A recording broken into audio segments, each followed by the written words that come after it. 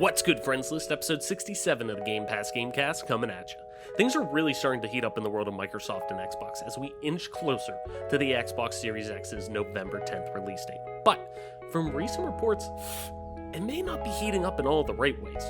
So, this week, we talk about the potential heat concerns stemming from the preview builds of the Xbox Series X that members of the media have begun to report on, and just what issues fans could face at the launch of Microsoft's next-gen console. Also, Phil Spencer confirms that xCloud, Microsoft's cloud gaming initiative, is coming to PC and consoles. Eventually, as the team continues to implement a full suite of future features to the service. Could Microsoft own the cloud gaming market given Google and Amazon's current position when it is added? And really, will it need to? Plus, Yves Guillemot has addressed Ubisoft's effort to effect long-term cultural change within the gaming titans' walls, combating sexual and mental abuse to its employees.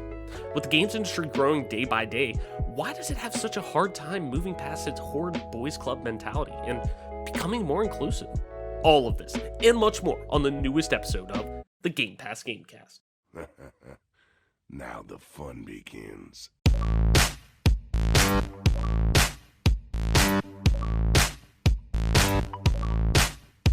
Richard.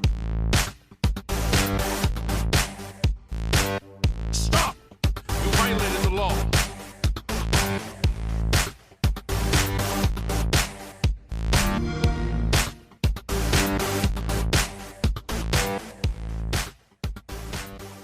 Welcome back to another episode of the Gamecast, your weekly go-to podcast for all things Xbox, Xbox Game Pass, and PC gaming, including news, rumors, and conversation around them damn good video games. You can catch new episodes of the show when they drop each and every Friday morning on YouTube, Apple Podcasts, Google Podcasts, Spotify, SoundCloud, and all other major podcast services. So be sure to subscribe to us, rate us, review us, all that jazz wherever you get a podcast at, and follow us on Twitter at GPGC Podcast. Stay up to date with everything regarding the show, video games like, and our dope giveaways, which we do have a few of them coming up here. I don't know. I feel like there's something happening in November, kind of big, I don't know, that might involve Microsoft, Xbox. I don't know. But we may have some giveaways around that. So, as always, though, get back on point before I derail this fucking podcast like we usually do every week. I'm your host, as always, Travis White, aka Travis on most internet platforms. Joining me, my co-host, as always, Mike P. Pack. Mike, what's good? What's going on? Give me an update on Tony Hawk. Give me your Tony Hawk update for the week, because I feel like you've been good the past 2 weeks. You've been bringing me hot, juicy updates to Tony Hawk and where you're at with it. I have a new game, but what? Hold the fucking press. Hold the press. Did you say new game? Well, kinda. I started playing it a while ago, but I've kind of dipped the toe back in the water. Weapons down, everyone. Weapons down. Don't fire. I have 100% on Tony Hawk 1 and 88% on Tony Hawk 2, and I just don't have the heart to just end it, so I'm like, I'm leaving it for a little bit, because, I played it for, I don't know. It's tough because I played it. You're literally like the meme of Wesley Snipes crying, pointing the gun, I can't do it, man. Yeah, it's I played it for maybe 5 hours tops, and I'm gonna 100% both games. Now that's not to say there's not a lot of content there, because there's online play and everything else. But I'm just a veteran when it comes to playing Tony Hawk. So right. I remembered half of the I remembered half the game for 1 and 2, 100%ing the maps. I remembered where everything was because I played it that much. Mm-hmm. So that is what it is. I still love Tony Hawk. I'm still pumping the tires on it. If you haven't purchased it yet, there's probably not a whole lot of reason for you to jump at it currently, because I would think that game might go on sale over the Christmas time. And if you're someone who hasn't got on that train yet, maybe you'll want to wait just to save a couple of bucks, because if you have already waited this long, that would probably be the only reason why you're waiting, I would think. However, the second game, the second newish game that I've been sinking my teeth into a little bit here, even though I touched on it before, I have recently re-downloaded Rogue Company, this time on PC since it's in free beta. I was going to say, I've seen you playing that quite a bit, man. Yeah, I linked my Xbox account to my Epic account, so I had my Founders $60 edition that one of my good buddies bought me, and yeah, I mean, I've been having a lot of fun with it, man. I'm getting a little bit higher in level, so the games are getting a little sweatier. But like at first, man, like it's a lot of fun. It's basically like a cross between Gears of War and it's a lot like Gears, but you have some like minuscule abilities, almost like in an Overwatch type of sense, without an ultimate. So it's really cool. And right now they have two game types. They have what's called demolition, which would be like search and destroy in Call of Duty, which is lots of fun. That's pretty much a game type that works in pretty much every game except for when they tried it in Halo 5, but that's neither here nor there. Like, it was fun, but it wasn't like competitive, but it seems like it's going to be one of the staples for competitive play in Rogue Company. And then they have a game mode called Strikeout, which basically they pick a hill. There's a rotating hill, and they pick it at the beginning of each round, and each team gets 15 tickets. So there's 4 players on a team and 15 respawns total. And then after the 15th respawn, you can't respawn any longer, and you just basically try to capture the hill. It usually is settled by running out of tickets, but there is timing. There is like timed control of the hill that can end the game also. So if people are playing like weirdos in the back of the map or whatever, you just like win the game on time. So that's a good way to like prevent camping and people playing goofy. As of right now, I think there's like 9 or 10 rogue commanders or whatever they call them. Maybe there's 10 mag. I can't remember. I never counted them, but I like can see it like from left to right, like in rows or whatever. So there is some weird servers that pop up for me that to hit registration might leave a little bit to be desired. There are a few guns that potentially might need some work, but again, like I said before on the show, Scott Gandhi, who is the MLG Pro Gandhi from Team Carbon, Scott Lassier, who then commentated for MLG on Halo 3, on Halo Reach, and then moved on to Call of Duty, and then has moved to high res, and he was one of the big wigs on getting Smite out there. That's a little known fact. I got a beta code before anyone else really got a beta code on Smite, because I kind of won it on Twitter, and Scott Gandhi DM'd me a code, and that was a game that I have played, and I've talked about it on the show, but it's not something that's ever like really hooked me, But Rogue Company, man, the guns, it feels really good. You can switch handedness of when you're aiming down sights, a lot like Gears of War. It's over the shoulder like Gears of War. The different commanders, the different characters that you can play seem to really complement each other. They counter each other in a balanced way that doesn't have one that is particularly OP versus the other. The maps are really simple, but still intricate with some interesting sight lines and angles. Most of them are going to be like a 3-lane map, kind of like Call of Duty competitive. If some of the listeners might be into COD competitive, 3-lane maps basically means there's a middle, there's a right, and there's a left lane. And while there's going to be some variance on those lanes, by and large, that's how you get around the map, is those simple things. And a map that kind of might remind you, Travis, of it, because you did play a lot of Call of Duty 4 and Modern Warfare 2. A map that comes to mind would be like Crossfire on Call of Duty 4. Now, it only really had a single lane up the middle with 2 like kind of lanes that went like one through the market on the right side if you were at the bottom of the hill, and then on the left side there was another lane that went under that building. So that was still kind of a 3-lane map, but that's kind of the way Call of Duty has always done it. They've always put their own spin on the 3-lane maps, but Rogue Company, it leaves room for like my one rogue that I really like to play is Lancer. She uses a submachine gun, and her ability makes her sprint like 25% faster than everyone else, and it's like silent for a fixed period of time. So I really like to pull off flanks with her, and if you get up close, this is the caveat. If you're able to pull off the flank, if you're able to get up close, her submachine gun and her sidearm just melt. So you just absolutely shred people. Now, again, her weakness is if people keep you at distance. So that's Yeah. kind of like the way that there's balance. There's balance because there's characters with longer range weapons that you can kind of keep your distance, and then there's characters that you need to get up on people to do damage and do the objective. So it's a lot of fun right now. Currently, probably haven't booted up Halo Master Chief Collection since before the last recording. So that's probably the longest period of time since the show Holy started shit. recording that I haven't played it. So I'm a Halo kid that's playing Age of Empires still. We're mixing in some Left 4 Dead and some stuff like that. But I've been really digging on Rogue Company. So I'm kind of like I'm kind of having this love affair with Rogue Company right now.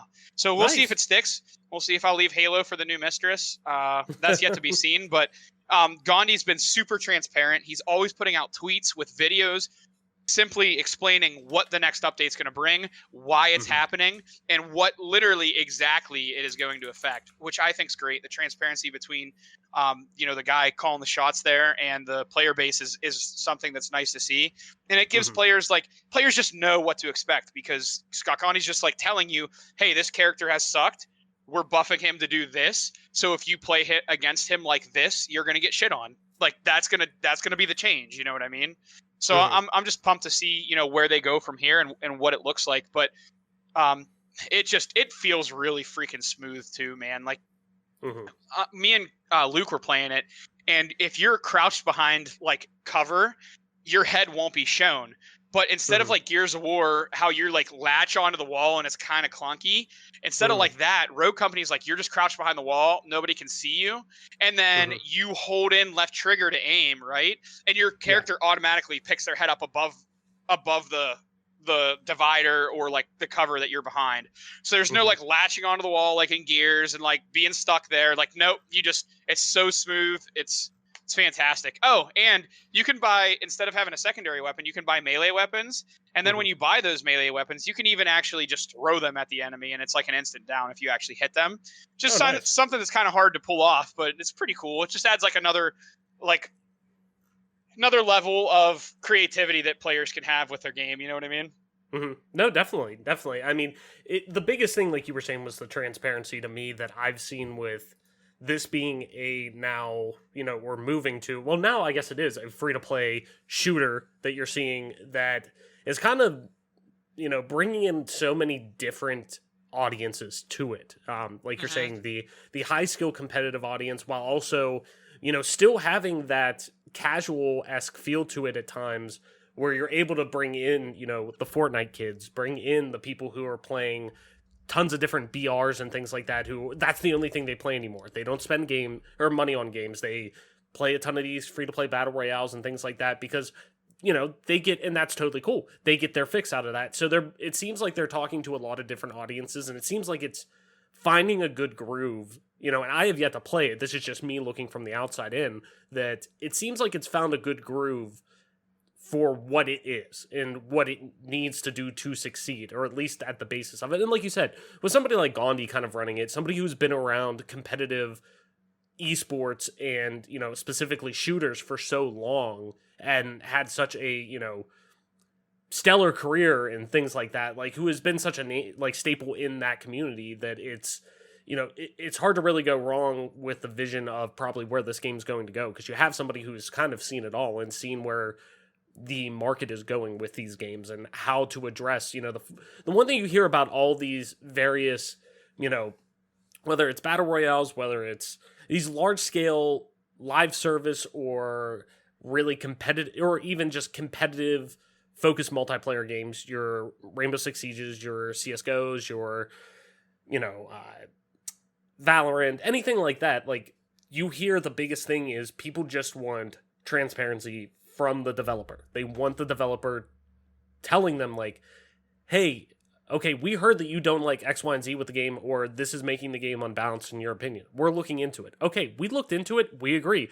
This is what we're doing to change it. If it doesn't work, keep us informed. We'll attack it in a different way. Like, I feel like so many games, like, if they would have their community teams in, from a development standpoint at least, so many developers, if they have their community teams talking about their games like that are live service, that are multiplayer games, that's half the battle. And I think the games industry still has a little bit of this taboo-ness to, like, I don't want to say taboo, maybe that's not the right word, but more so like shrouded, like you're left in the dark on a lot of things, even though this is much more of an interactive piece of entertainment than, a movie, a book, or whatever, so where I feel like that communication needs to be a little bit, more front-ended and more transparent in general. And it seems like they're doing that so far. So I'm excited to see where this game goes. I'm excited to, really see what it blossoms into, because it's just such in its infancy still. Like, I feel like this is a game that,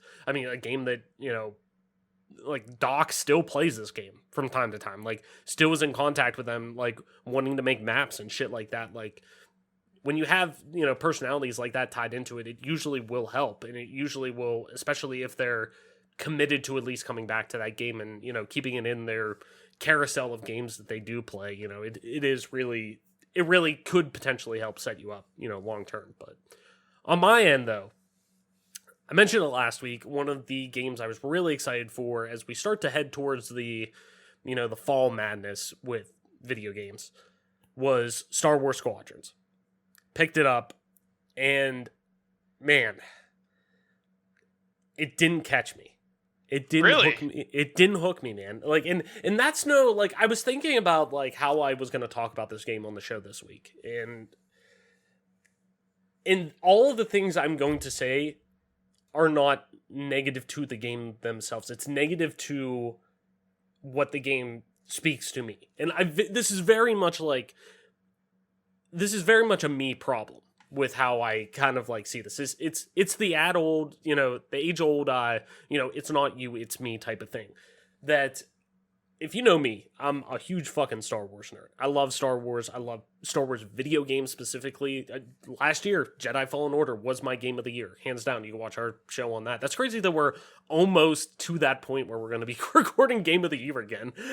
Yeah. But, which is wild. But, point being, anyways, that I was totally excited for this. I love games like Rogue Squadron. I like games, love games like the old X-Wing TIE Fighter experiences. I really wanted, I was really looking forward to this being that. And I think my expectations, not for, wow, this game is going to blow me away, this is going to be everything I've ever wanted. It just ended up being more of a simulation style experience than maybe I was looking for. And that's no knock against it, because it still is simplistic enough that you can hand the controller to somebody and they're probably going to pick it up and be able to play in general. But to me, this game feels much more at home playing it with, a HOTAS controller on a PC, that you get that full experience, because that's where I think this game shines. And like, full transparency, we're talking about transparency.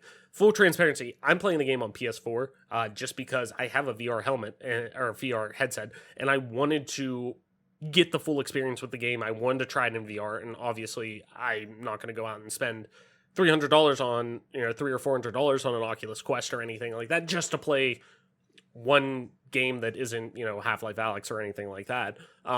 So I want to play. I'm playing it in VR. That was the main reason why I bought it on PS4 instead of Xbox, just so I can get VR out of it and test that and whatnot. And that aspect's really great. It really does feel awesome whenever you're doing that. It is that VR wow moment. But the issues that I have with it is really, like I said, I feel like this game would just feel so much more at home, even just playing it on a PC with a mouse and keyboard, where there's so many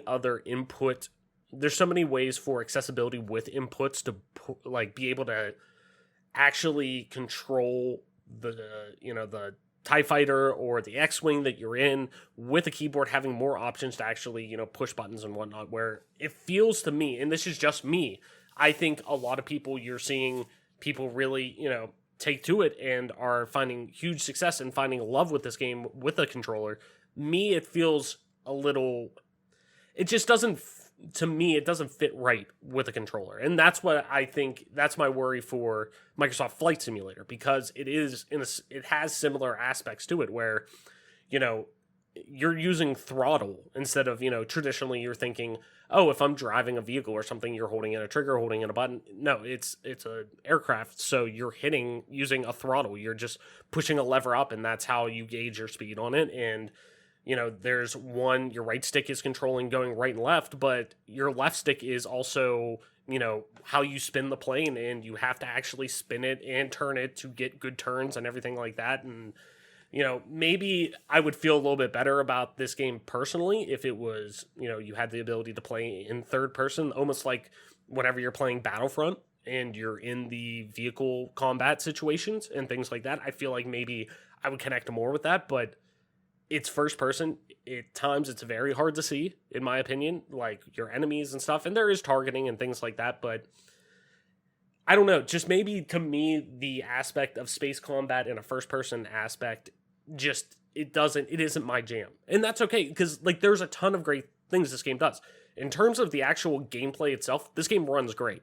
Granted, I'm playing on, the half-gen refresh version of the console, with a PS4 Pro, but, it runs great. It plays well, the dialogue's great, the story is fun from what I played of it, and overall, playing multiplayer, playing things like that, like the multiplayer works. It in terms of what it sets out to be. The only thing that, once again, this kind of goes back to, I feel like this game, because it harkens back on traditional, X-Wing versus TIE Fighter, or just, the X-Wing games back in the day,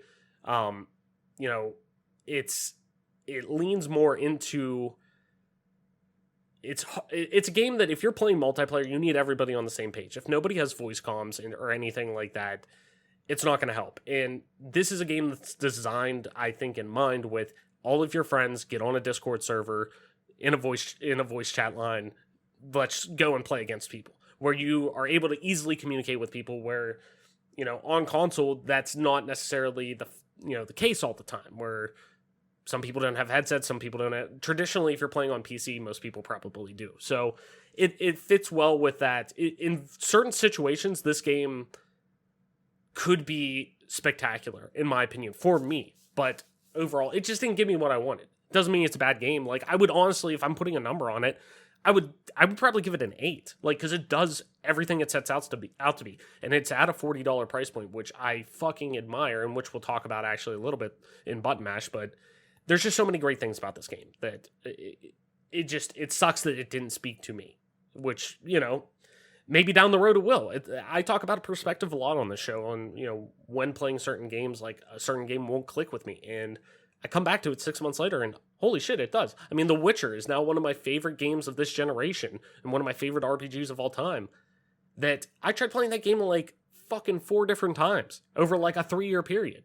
And guess what? It finally clicked with me like last Christmas, and I fucking put 50 hours into it right off the bat. Like, right. It's just, certain games click in certain perspectives, and right now that's just not what I have with this game, but it's still fucking stellar. It succeeds on what it sets out to be, just not what I want, I guess, personally. But outside of that, though, trying to think, man. I jumped back into Metal Gear Solid 5 a little bit. I wanted to start tinkering with that. I've been kind of having like, I figured that Squadrons would be my jam for like the weekend in the next like week or two. So I was like not expecting to not, be playing that. So I was trying to find something, kind of having that like gamer ADD where you're jumping around to different things a lot and not finding something that sticks. But tried that, even tried starting up a save of Fallout 4. But just kind of jumping between things. And then, like you said, too, we've been playing a lot of Left 4 Dead again, and that's been fucking fantastic. Like, hands down, like, I'm just so happy we're getting back into playing that game because it's just so much fucking fun to play. Especially whenever you get a group in a Discord like that and being able to just dick around with your buddies and stuff. It's so much fun. But I don't want to drag on anymore because I kind of went long whenever I was talking about Squadrons a little bit. But actually gave a review of Rogue Company, which is something we don't often plan for in the show. Yeah, it's just because the show's transformed, so much over its, year and a half now almost. It's just, when we can give reviews, we do, and I try not to like run through them. Yeah. We will sometimes have the deep dives, sometimes we won't.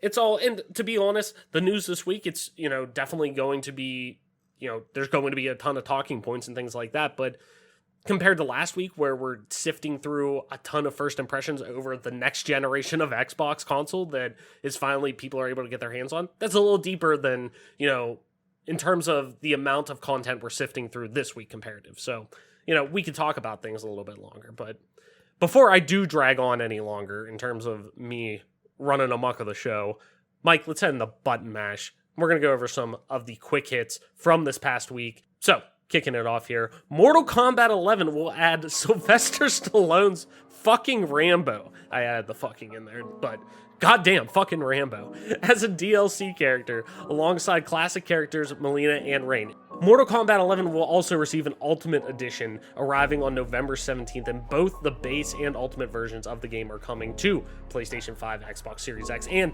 Xbox Series S with free upgrades for current gen owners. Call of Duty Black Ops Cold War will feature a field of view slider in the options menu across all platforms. That includes console now too, which is the bigger news out of this. You've been able to do that in a ton of games on PC before, first-person shooters that is, and whatnot. So that's pretty huge that they're doing that in console now. The news was revealed on Twitter by developer Treyarch, which posted a clip of the feature in action. The field of view slider will appear under the display tab of the options menu and allow players to alter the height and width of their in-game view. Like I was saying before, we're coming back to Squadrons just a little bit here. The developers of Star Wars Squadrons have no plans for post-launch content right now, nor an Oculus Quest port. In an interview with Upload VR, Star Wars Squadron creative director Ian Fraser said, quote, "Never say never, but that Brennan the Fraser? team..." Yeah, Brad Fraser, for real. But the team has no plans to add to the release product. Fraser explained, quote, We tried to treat it in kind of an old school approach in saying, quote, you played $40, this is the game, and it's entirely self-contained. We're not planning to add more content. This is the game, and we hope you understand the value proposition, which kind of what I was leaning into. This is a $40 game. You're getting a ton of amazing content out of it. Just didn't speak to me, but I love the idea of having this entirely self-contained, $40 package that is very premium feeling at the same time. So, Watch Dogs Legion has unveiled its post-launch DLC roadmap, which includes both online multiplayer and single-player content. Alongside an expansive online mode coming in December, Watch Dogs Legion will introduce even more single-player DLC, including its first-ever Assassin's Creed crossover. On the single-player side, Watch Dogs Legion continues its steady drip of adding past Watch Dog characters to Legion. This time, Wrench from Watch Dogs 2 will join Aiden Pierce, while newcomers Mina and Darcy will also be added as playable characters. In the case of Darcy, she is a member of the Assassin's Brotherhood and the first crossover between the Assassin's Creed universe and Watch Dogs. But the live producer of Legion told IGN that this crossover is more fan service and should not be considered canon. Quote, she's not canon, it's purely a fan service from our side and also the Assassin's Creed side. Next-gen collections of Bethesda's Wolfenstein, Dishonored, and Prey have now popped up on the ESRB page, hinting at a new collection coming to next-gen. You can check out the ESRB page over on their website to see that Dishonored and Prey, the Arcane Collection, is there, as well as Wolfenstein Alt History Collection. And it's listed only as Xbox Series as the only platform that it's coming for both ratings, suggesting they could be exclusives to Microsoft's console following Microsoft's acquisition of ZeniMax Media. Need for Speed Hot Pursuit Remastered has been announced, and it's coming out for PC, PlayStation 4, and Xbox One on November 6th. Nintendo Switch release will follow on the 13th. The Criterion game-developed Need for Speed Hot Pursuit came out 10 years ago and is still a fan favorite. It's being released this November with updated visuals, which includes 4K 60 FPS as well, on console versions, all of its DLC, cross-platform multiplayer, and more in the form of a remaster from EA. Overkill Software has confirmed that Payday 3 is currently in development on the Unreal Engine. In a celebratory tweet to mark 100,000 followers, the Payday Twitter account revealed the news with a cheeky tweet featuring a 1337 hacker breaking into CrimeNet to find out the news. Ubisoft is overhauling Hyperscape just 3 months after the game's launch. Hyperscape was released back in July as a free-to-play battle royale on PC. It eventually made its way to console in August, but the game's console launch did not, quote, achieve the high expectations Ubisoft set for the game. The studio said it is aware that it also didn't meet player expectations either, and as a result, the studio is working on a large overhaul of the game's combat, game modes, player goals, and more. I'm curious to see how that will affect PC as well, considering how well it seems that game did on PC. Granted, not earth-shattering, but I still see a lot of people talking about this game. I still see Dr. Lupo playing that semi-recently, so... And then finally, CD Projekt Red has announced that Cyberpunk 2077 has officially gone gold ahead of its November 19th release date. For those of you who aren't familiar with the term, going gold is the term given for when the release version of a game is complete and is traditionally shown off with a disc the entire game can be played from. Productions of physical copies of Cyberpunk 2077 can now begin with this version of the game. So, Mike, after all that jazz, finally worked through it. Anything stick out to you before we head into the news this week that you want to cover? I think, Mortal Kombat. I was going to say, that's the one thing I want to hear you talk about. Fucking John Rambo is in Mortal Kombat. What in the holy shit? Like, I mean, again, we had just a very brief discussion pre-show about it, but like, basically it's just something where they can't really make every single fan happy, because at the end of the day, like, there's a lot of characters that come into play when you look at the Mortal Kombat universe. So yeah, John Rambo being there is obviously interesting, because I'm sure there's a lot of fans out there that would have much preferred previous fan favorite of some sort making their way back into the game. But this is NetherRealm,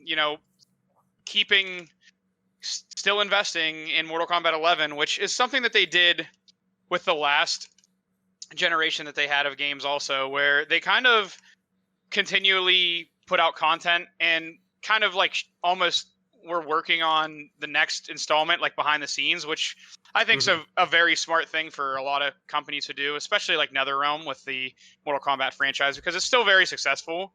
Still one of the most popular gaming franchises out there. So it's awesome for them to work on it. I don't know what John Rambo has to do with Mortal Kombat. I think you were kind of setting me up a soft toss, trying to see if I would, complain nibble about on the it. bait. It is what it is. I'm not like, oh my god, yeah, I can't. I'm so glad that John Rambo's in it, but like, it is what it is, I guess. Like, I'm just curious, like, where they go from here with who the fuck they add after that, because they've added RoboCop, they've added fucking the Terminator, the Terminator's in there, yeah. They've added now John Ram. Like, I'm looking at WB's like list of like Warner Media television shows. Like, okay, who can they? Oh, let's add Reba from the fucking Reba McEntire show next. Like, good lord, like what the fuck? Like, sister, let's fucking throw that in there too. Like, I don't know, like, it's just like, ever since WB's acquisition of NetherRealm, it just seems like that's like the one thing Ed Boon like has to do. Like, they come to him and they're like, all right, listen, we don't care who you put in, but just fucking like for our marketing's sake, just put in like, here's a list of 50 like people from Warner Media. Like, just fucking pick people and put them in there. Like, obviously, like, the Joker's in there and shit like that, like, which makes sense because of Injustice and everything like that, but, like, the whole fact that they probably sat there like, all right, we got Rambo, we got RoboCop, we got the Terminator, who the hell do we go with next? Oh, yeah, let's go with the dude from Everwood next. Like, what? Like, it's just, I don't know. I'm just curious to see where they go with, like, just who the fuck is next in the line to come to Mortal Kombat. I don't know, man. It's just crazy. I wouldn't have expected John Rambo. I maybe would have expected, like, I don't even know, man. Rocky? Obviously, Rocky? I mean, obviously... No, Rocky's too, like, sincere to actually get thrown into that. Rambo is, like, to be honest, and people, like, don't really think about it, but the first Rambo is, like, completely fucked up. It's not like an action movie. It's about like a racist motherfucker who like is having PTSD. Right. What were you gonna say? I'm sorry, I didn't mean to cut you off. No, it's just it is definitely interesting. I don't know that I'm not like super pumped about John Rambo making it there. It is what it is, but I mean, I'm not, let's just say, like, at this point, what could NetherRealm do that would really surprise us? Right. And then I guess the second biggest news story I would want to touch on is the CD Projekt Red going gold. Mm-hmm. Obviously, a game that I might have, said, yeah, like this game's probably going to get delayed again, I would imagine. You know what I mean? Mm-hmm. But obviously it didn't, which is great. I'm glad that they're going to get, the game out. Mm-hmm. But it's just, again, that stigma that comes with crunch, and there's people out there that are defending it. There's people out there that are attacking it. I'm a person who's anti-crunch, but Mm-hmm. again, I'm pro workers' rights. So great for CD Projekt Agreed. Red. Congratulations to them. They hit their mark. They hit what the investors wanted to see for quarter 4. So Mm-hmm. I'm sure that their stock will do great, and they're gonna, be very happy as a company. But at what price are they going to pay for that? You know what I mean? And that'll be something that we'll see later, because it's not going to shake out yet. But I'm just Mm-hmm. curious to see what'll happen coming down the road from them. No, definitely. And, like I said, I'm not going to stick on this too long just for the fact that we talked about it last week or whatever, too. But, I totally agree. It's great that this game's gone gold because I want to support CD Projekt Red, or just, anything that they put out in general, because of traditionally and even forthcoming, they're making it sound like that to a degree. They're really consumer friendly practices for being such a large scale developer and now publisher. They're self-publishing this game, which is important to note too. They're not, which is a double-edged sword whenever you're thinking about the whole crunch aspect. They're not answering to, last time it was WB Games, I believe, who was publishing, or Warner Interactive, or whatever their division was in 2015. That they were publishing The Witcher 3, so they're getting the financing from them, they're getting the backing from them for the production end, so they're listening and having some structural requirements from WB, I'm sure, in that case, where now they're at this point where they're self-published. This is technically an indie game.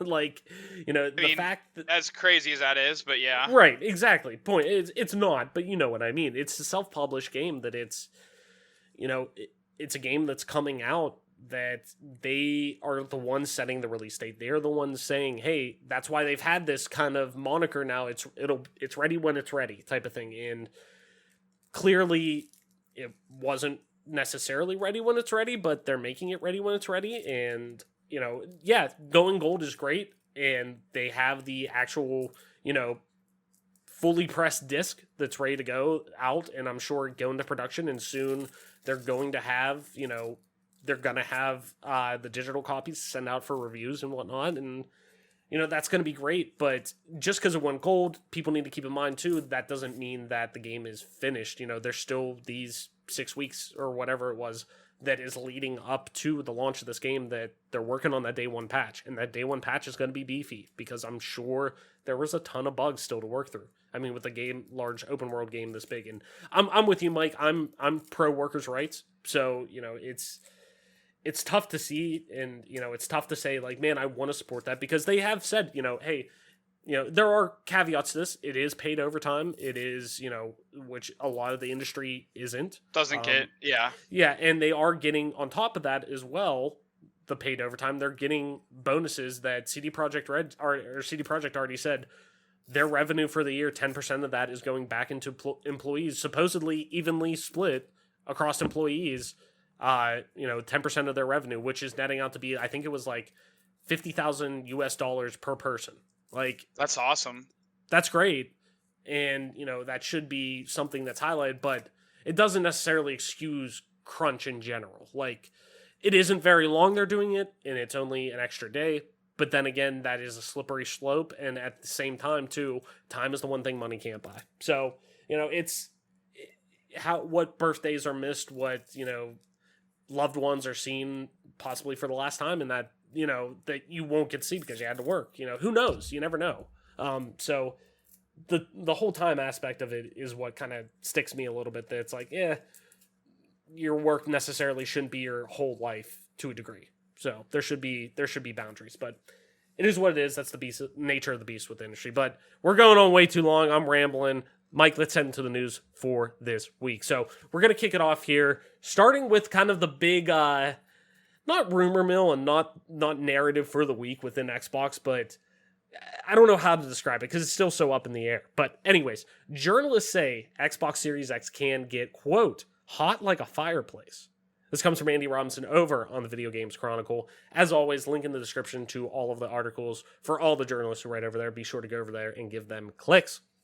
It's not unusual for high-end consoles or PC hardware to emit significant amount of heat, especially when well-cooled devices like Microsoft's and Sony's new consoles appear to be. The Xbox Series X, in particular, has been designed to create strong airflow through its top and rear vents via a large 130mm fan, which journalists and content creators praised last week for its quiet operation. In a new video discussing his experience with the Series X, Joe Video's Ken Bugard echoed others' praise for the quietness of the console's cooling system, but expressed surprise at how much heat the console emits as a result. He said, and this is translated by VGC, quote, "The Series X is hot, like really hot. It doesn't make any noise, but damn it's hot. The console is emitting heat like crazy. It's almost like a fireplace shaft. You can heat up your flat with it." Bogard went on to note that the heat his pre-release console had emitted was generated entirely while playing backwards compatible games and navigating menus, as he does not currently have access to any Xbox Series X titles. In a separate video, Giant Bomb co-host Jeff Bakalar said his pre-release console was emitting a significant amount of heat even when it was in standby mode, and even appeared to burn his hand on the storage expansion during the live stream. Here's what's crazy. This was just plugged in standby mode behind me, and you guys, the entire thing is a little toasty, he said, emphasizing that the console he's been testing is pre-release hardware. Quote, "It seems like in a way, like a lot of the other consoles were doing stuff while you were not using them. It seems like this thing might be doing something while you're not using it, to the point where it needs to exhaust heat." The one thing, and this is just a side caveat, I hate reading quotes from people who talk on, like, a quote from a podcast or something like that, because it's always so casual, like the conversation. So there's, like when I'm talking, I say like a lot. I say this and that, like you kind of like stumble through stuff because it's supposed to be a pretty like laid back conversation for the most part. That Yeah.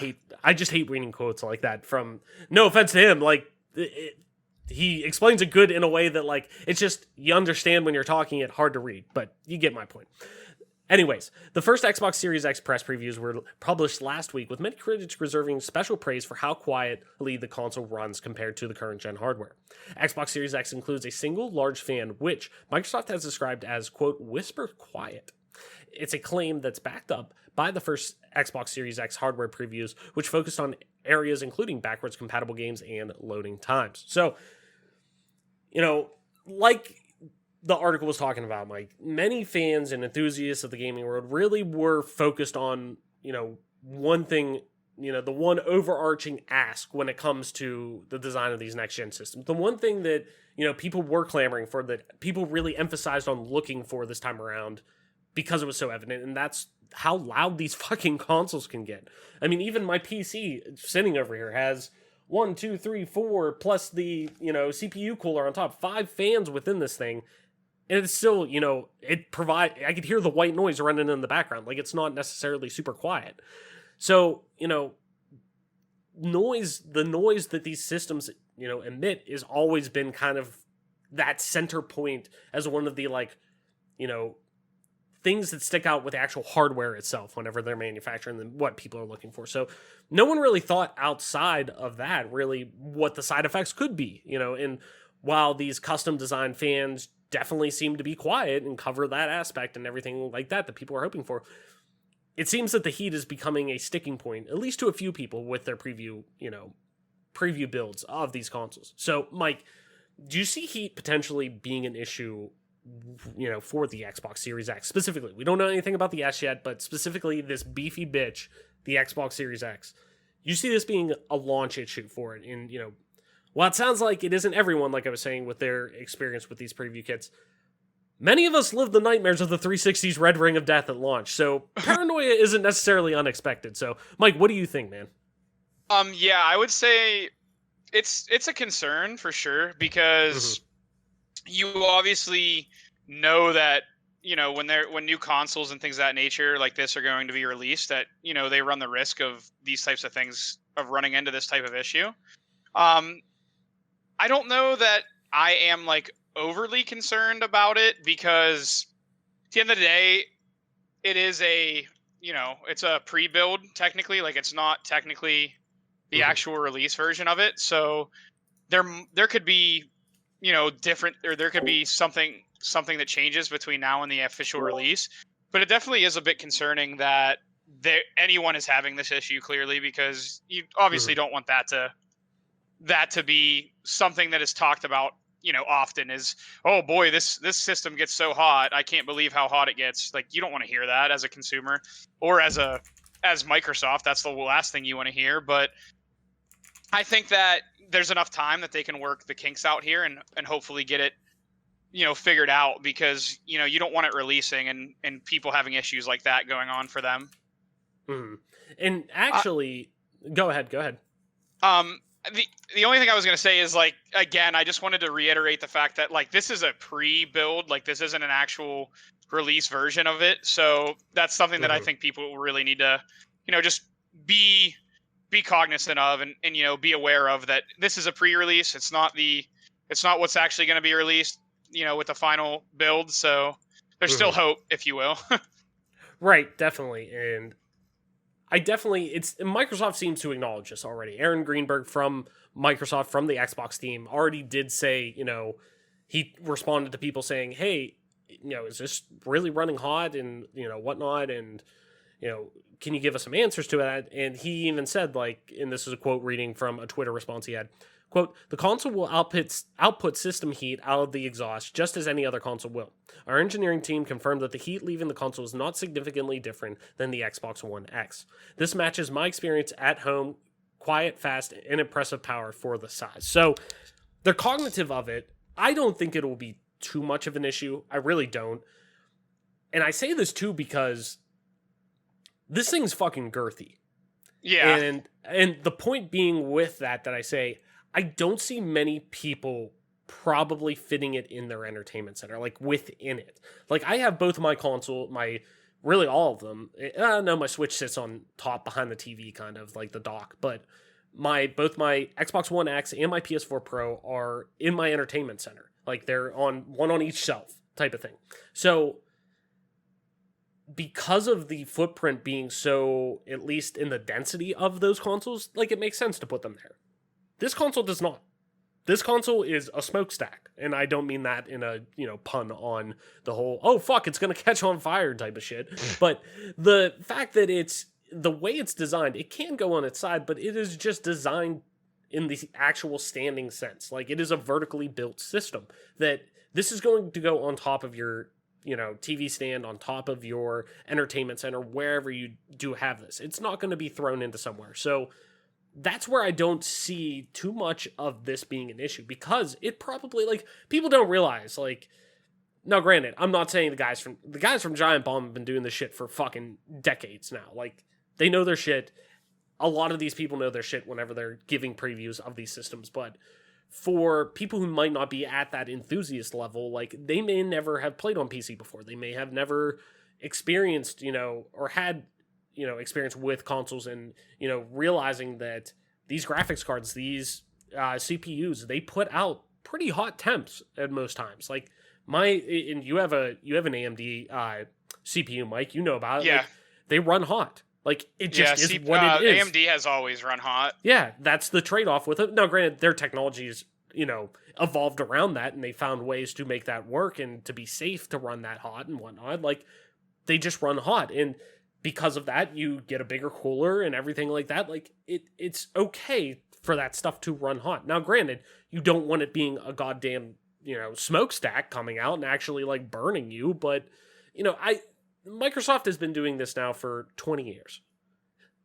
They lead the industry in terms of, like, the tech industry in software manufacturing, and have been doing the hardware game in a comparable level just for quite as long. Like, they're no spring chickens. That's such a boomer saying, I feel like. But point being, they've been through the ringer. They're some of the most brilliant minds in tech are working on this console.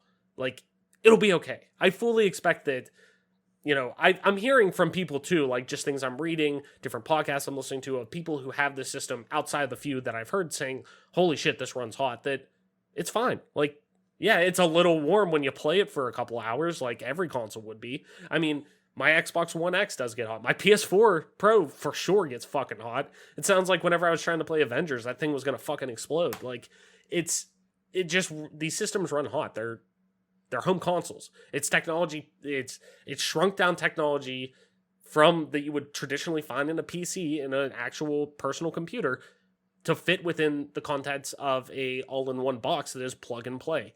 That's the trade-off you get with a lot of this. So, and cooling has been getting a lot better since, the fucking PlayStation 2 or whatever, so they're going to get back. I don't see this being a red ring issue. Now, who the fuck knows? Knock on wood, I hope not. But I just see we're at a point within technology now where things like that are so easily to diagnose and so easy to tackle and actually like see in the distance coming that like this could be an issue that I feel pretty comfortable that, I don't see this being a long-term issue. I for sure don't see this, like, for sure not a long-term issue, and I really don't see this being like, you're going to have people whenever they get their box day one. You're going to have that 1% of people, if that even, who get their box and it's defective or something. That's all tech. You're going to get a bad box and like, cool, you run back to Best Buy or you return it to Amazon and you get a new one. Now, it might not be day one if you're buying it on day one, but cool, you return it, you get another one. Like, it sucks. That's just what it is with tech. You can return it, cool, you get another one. Like, that happened with me, with my Xbox One, my first Xbox One. Got it home like a month after launch, picked it up, got it home, went to put Call of Duty Ghost into it, and the disk drive didn't work. Okay, pack it all up, take it back to Best Buy, get another one. Okay, cool, this one works. Like, it's going to happen. Small, outside things are going to happen. I just don't see this being the, like, where, the fucking ship starts sinking type of thing right off the bat. I just don't see it. I don't see this being the iceberg the Titanic hit. Like, I really don't. But who knows? Fingers crossed. Hopefully not. Yeah, I mean, time will tell. But yeah, I'm fairly certain that that's something that will 100% get worked out before release. But again, like you made a good point about the Xbox One. That wasn't the case with that, but I think that was a little bit more. I mean, every single console seems to have a little bit of like a weird thing happen with it. So, mm-hmm. I mean, PS3 had the yellow lighted death. PS4 kind of had similar issues to Xbox One with some of the disk drives and whatnot being, too great with them. But it just happened. It's new tech. It's going to happen. I mean, look at the iPhones. How many of those have come out, and how many of those have had issues and shit like that? Like, it's just rarely the amount of R&D that goes into these systems and the amount of QA and, things that go into actually making these, items and these pieces of tech consumer grade, where they feel comfortable giving you them, the consumer, that they're paying this much money to do that so they don't fucking turn around and get sued. It'll be okay. I think it'll be fine. I think it's I do think it's fair though that people, are a little hesitant considering how the 360 was. Because, yeah, that was, 15 years ago, but at the same time, it's still within the HD generation and everything like that. Like, the gaming world never forgets. Right, yeah, and it's true. But, like, especially the people who have the disposable income to go out and buy these consoles are the people who were playing on the 360 back then, who were the kids getting 360s, going to turn it on Christmas, and there being the 3 red lights that pop up. Like, fuck, okay, now you gotta wait 2 months to get a new Xbox. Like, it just, I think it's fair, at least people to be a little bit hesitant with it. But anywho, Mike, let's move on to our next news topic for this week. Microsoft wants to offer xCloud streaming on PC and consoles eventually. This comes from Sharif Saeed over on VG247, as always, link in the description. Xbox Game Pass cloud gaming is only an option on mobile, but Microsoft knows there's demand for it to be available elsewhere. Though it seems kind of ridiculous, xCloud, or as it's as it's now simply called, cloud gaming, is only an option on mobile. Though you may be an Xbox Game Pass member on PC or Xbox One, you won't actually get to stream games on those devices. So, why is that? Well, it turns out it's just a matter of priorities for Microsoft. Head of Xbox Phil Spencer answered this very question on Twitter today, the writing of this article, explaining that the company is planning to make cloud gaming possible on PCs and consoles, just not right now. Quote, "Yes, we want to do this," Spencer said, referring to the ability to stream Game Pass games on the devices other than mobile. Quote, "It's in the long list of cool things that the xCloud team is working on, just a bit further down the list. But we want console and PC players to be able to browse as easily as mobile players. It's a good Game Pass feature. It is understandable why mobile takes precedent in this case. Someone with an Xbox console has less of a need to stream games than a different person on mobile with no access to dedicated gaming devices. Opening the feature up to PC, however, has the added benefit of allowing millions of laptops and other non-gaming machines to access the Game Pass library. Competing platforms like Google Stadia already offer PC streaming, though you'll obviously need to buy the games you want to play first." So I think this is really a pretty obvious, well, yeah, and water is wet type of like thing to read. Like, of course they want to try to get xCloud and everything. I mean, why wouldn't they? It's such a amazing piece of technology and system that they're able to promote to so many people and get people into their ecosystem. Of course, I want it on everything, especially given how flexible xCloud really seems to be thanks to the Azure servers and the infrastructure Microsoft keeps toting. I mean, they keep touting this like some of the most capable, servers in the world and we're talking like main scale, like company servers that like people's like life can run on.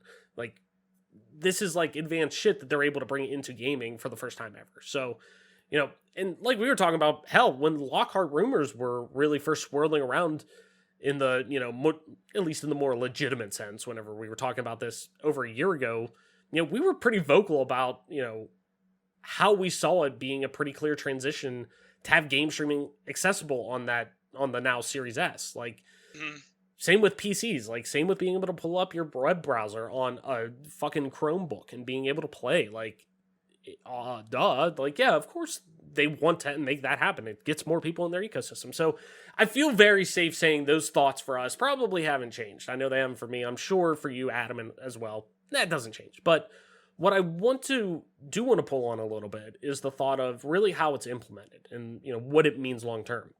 We've seen the competition to xCloud in the form of Stadia and really how just fucking abysmal its life cycle has been. And now we've seen Amazon with Luna, which, to be fair, does seem to be set in a bit better place to succeed with how it's presented and what it does and it actually having games people want to play on it.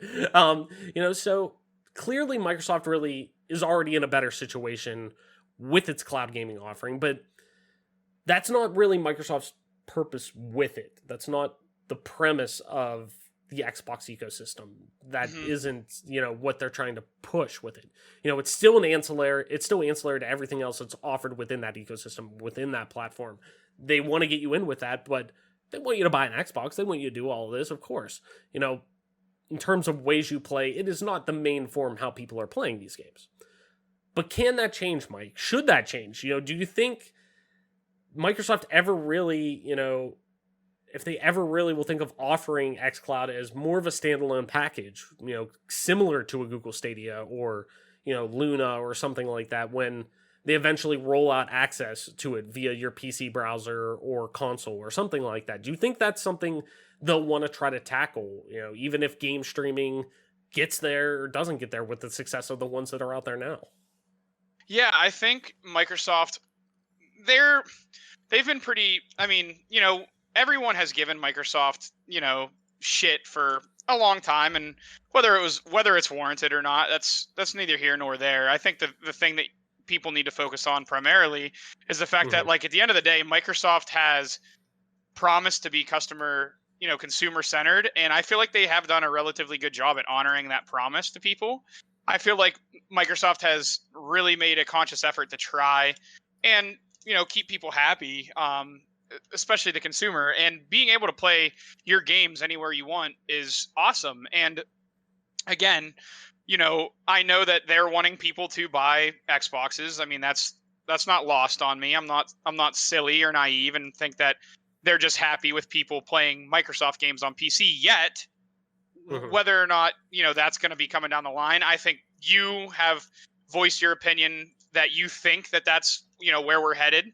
And I would, be a fool to disagree with you personally, in my opinion, because I do think, honestly, that's where things are going to go. Is pretty soon it's just going to be Microsoft doesn't really care where you're playing it. They just want you to be playing on Microsoft systems, So for me, I think you got to look at, this news, like, obviously Microsoft isn't just going to give away the farm. They're not going to let you play everywhere. They're going to make you, buy their systems, and they're still making them. They're still designing systems. They're still in the market. Now, I don't think they're going to be staying, dedicated to this stance for a long time. I do think they'll give, but it's going to be like a delayed release. It'll probably be like a year out, and then they'll, go ahead and release everything on the, they'll go ahead and release it then, after that, because at the end of the day, like you said, they're just wanting people to buy, they're still wanting people to buy their consoles. It's not like they're just cashing in the console thing, even though, we've said it at length multiple times before in the past that Microsoft isn't really in a console race anymore. They're just 100% worried about growing their platform. But I think that Microsoft is going at this a little bit of a different way than people might have expected.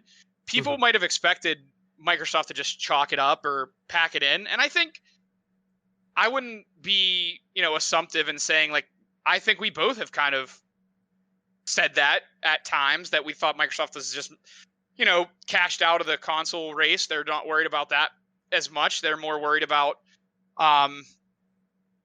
just getting people to play Microsoft games on anything that you can play the Microsoft games on. But I think they're starting to pivot a little bit, and they're looking to be more competitive with how popular Game Pass is getting and is going to continue to become, because, that value, the value in gaming that Game Pass is just like, I think it's unrivaled at this point in time. And Agreed. I think they're using that as a flex to try to get people to buy more consoles. So I think it'll be a delayed thing. It might be a year from now, a year from initial release of the console, that you're able to play xCloud games on PC, but it will come eventually. No, oh, for sure. I mean, the sole fact of, now granted, it doesn't work, or I shouldn't say it doesn't work. What they're offering, people don't want, but the basis of what Google Stadia is has an audience, 1000%. I mean, there are people who, if they can just go and buy a game and not buy a console and be able to access it as long as they have an internet connection, they're going to do it. Like, that is a very, very easy bridge to build with casual audiences. That if they can market it, and, you have somebody like, say one of our friends who isn't really into gaming or anything, but we want to get them to start playing games with us, well, they could do it. Oh, I don't want to spend $500 on a console. I don't want to build a PC. Okay, do you have a laptop? Yeah, but it's a piece of shit. Like, yeah. Okay, get this subscription, or you could just literally buy the game through Stadia or whatever, and you could play with us. Like, you just, get on with it. Like, that concept of cloud gaming is fucking awesome. So there is an audience for it, which means Microsoft is definitely going to do it, because that's definitely bringing more people into their ecosystem in that regard. But I really struggle to think of how they shy away from, unless making money. Well, like, no, literally. It's not. Yeah, I mean, and that part's not necessarily, because it'll always be, at least for the foreseeable future, centered around Game Pass. I mean, that's what this is going to be. That's what xCloud is now. It's just a built-in, added feature to Game Pass that you literally, it's now, hey, buy Game Pass, and guess what? You're able to take your games with you with our cloud gaming. Like, xCloud is now no longer this, standalone thing that it was when it was being beta tested and everything like that. And as somebody who did beta test it, it's fucking awesome. And if you have Game Pass, please try it out, especially if you have an Android phone, try it out. It's really great. So, to me, it's just, if they'd be dumb not to get into it, but I don't ever see it necessarily being more than Game Pass. Like, to the extent of, they're going to want you to just get in with Game Pass. I don't see this ever becoming like something that splits off from this to go after Google Stadia if Stadia rebounds, or whoever comes into the mix next. If Luna takes off for Amazon and, they come into it and they're like, we got to have something to rival this. Okay, let's pump Game Pass even more. Let's sign another exclusive deal. Let's get more reasons for people to come in there. And then guess what? Then we add, okay, cool. Well, we'll start, we've been cooking on this tech for a while. We've been having our, software engineers work on getting the software end of this to work with PC and console. Like, let's add cloud streaming on there. Let's do it. Let's do what PlayStation Now, the service, offers, only make it fucking work, because PS Now, when streaming games, was fucking horrible and I hated it. So have that service available. It's not like a groundbreaking idea. It's been done before, but it hasn't been done well. And I think whoever does that first is really going to kick off a really strong trend. I just think Stadia kind of put the cart before the horse type of thing, and then didn't fucking sign any games or developers to bring, work with developers, partner with them to bring their games that are, timely. Like, they finally got Sekiro on there,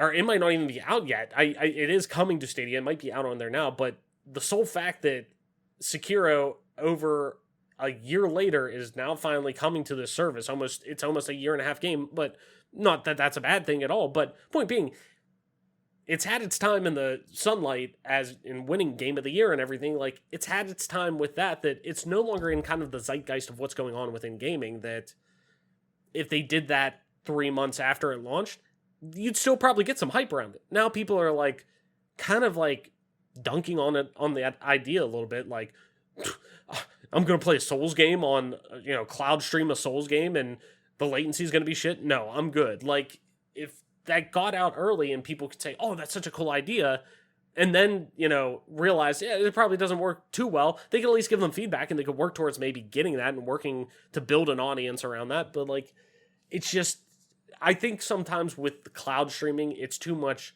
cart in front of the horse. And I think Microsoft right now is the one who is in the cloud gaming, business, who's putting the actual fucking horse instead of the cart, in front of the cart. Like, they're actually saying, this is added bonus. This is, you come into our ecosystem, you get this as well. Like, you get into our ecosystem, you have access to all of this, plus this.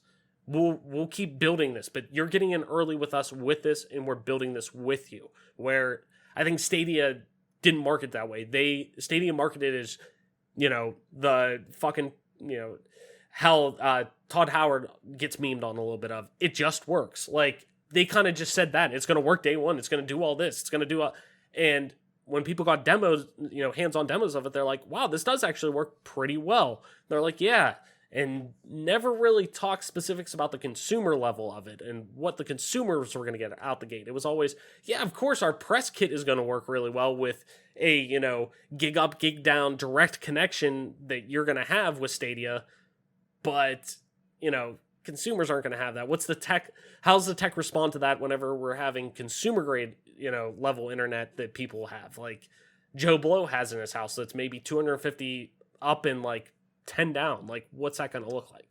So I'm curious to see where cloud gaming just goes within the next like 2 years, especially with this generation, when we've seen so many people double, and so many, both PlayStation and Sony double down on, no, we believe in home consoles. We believe in this, even though Microsoft isn't necessarily, it is a generational leap that we're going forward. It's not hard and cut, but this is a new home console that they're saying, no, we believe in the traditional form of gaming with a box that you put a disc in. We still believe in that, and we're still moving forward with that. Same with Sony. Like, we still believe in that. We believe in generations. Like, here you go. put a disc in it. Like, it's good to go. Like, it's not modular. So, here you go. So I'm curious to see where it goes in, like, 5 years, what this generation plays out to be. Does this generation become the generation, the last of the disk drive, or the last of, traditional forms of gaming, with whether digital or, just disc based, where it's like that kind of goes away and we now see, oh yeah, you just buy a license to the game and you stream it. Cool. So we'll see. And that, a lot of that obviously relies on the tech involved with it. But anyways, Mike, let's move into our last news article for the week. Ubisoft CEO explains how the company is aiming to change to prevent abuse. This comes from Joe Scrubbles and Matt Kim over on IGN. As always, link in the description. Ubisoft CEO Yves Guillemot has emailed employees of the company today, providing an update on the publisher's investigations into abuse, and highlighting, quote, 4 closely related areas in which we need to improve quickly. Ubisoft has been racked by numerous accusations of sexual, verbal, and systematic abuse, with multiple senior staff members leaving and being fired from the company. In an email provided to IGN, Guillemot explains the subsequent independent investigation, sharing that 2,000 employees participated in the listening sessions, 14,000 responded to anonymous surveys, 100 interviews were conducted, and 40 focus groups were held. Following the audit, Ubisoft has identified, quote, 4 closely related areas in which we need to improve quickly. Guarantee a working environment where everyone feels respected and safe. Putting diversity and inclusion at the heart of everything we do. Refocusing and strengthening our HR function. And make the managers of the group accountable and empower them. According to Ubisoft's internal investigation, roughly 25% of employees, quote, have experienced or witnessed some form of workplace misconduct in the past 2 years, and that 1 in 5 do not feel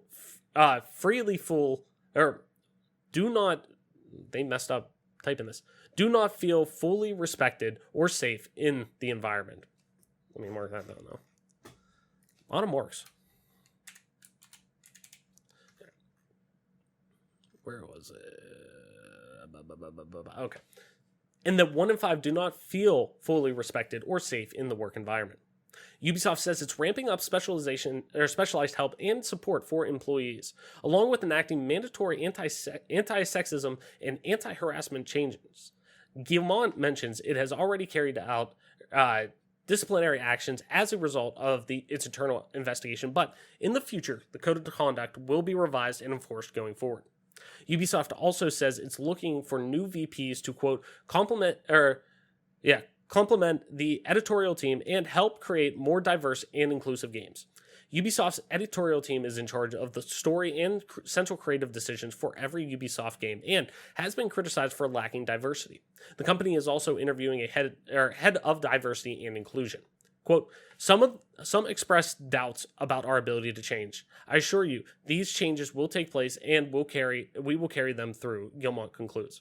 Though it will take time to see the full results of Ubisoft's internal change, especially as the company still needs to fill key roles for VP, editorial, and diversity and inclusion. So, unfortunately, it seems like almost every week we're talking, and discussing something shitty in the form of abuse and discrimination within the games industry. And it's just like, it just feels at times there is, like, unfortunately no end in sight to this. Like, and I get it.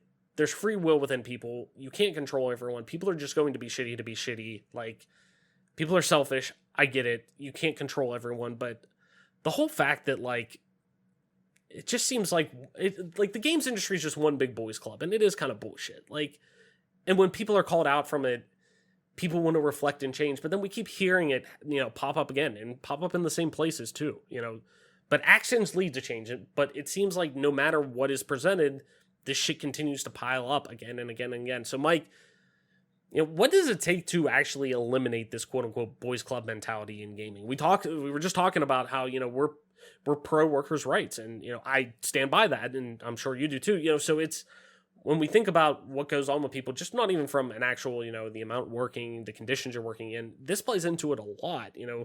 Are these trainings and meetings enough of an answer? And really, I guess, too, what I was thinking of when, I was putting our Run a Show together, could the potential long-term work from home status that a lot of people are going through, especially within the tech world and game development, help combat this? What do you think?